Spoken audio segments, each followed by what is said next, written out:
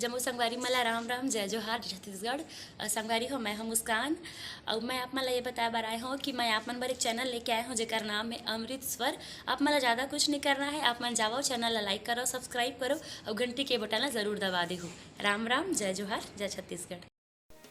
तोरे मन में सोचे तेगारी प्राणी और नहीं सुने राम कहानी।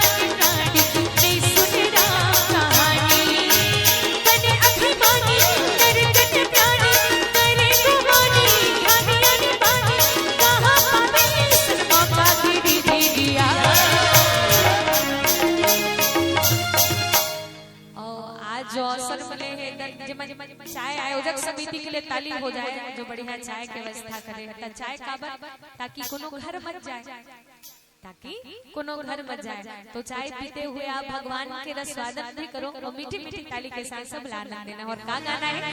तूने मन में सोची है कारी प्राणी नहीं सुने राम कहानी।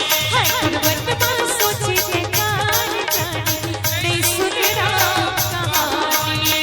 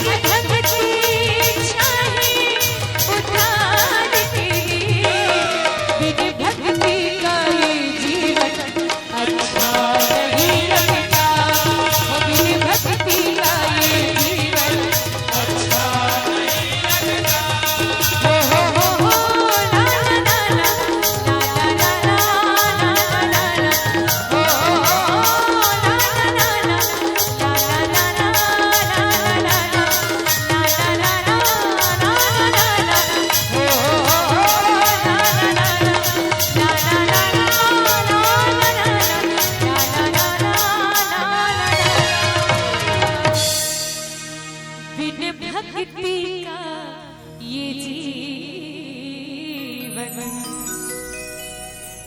अच्छा नहीं लगता।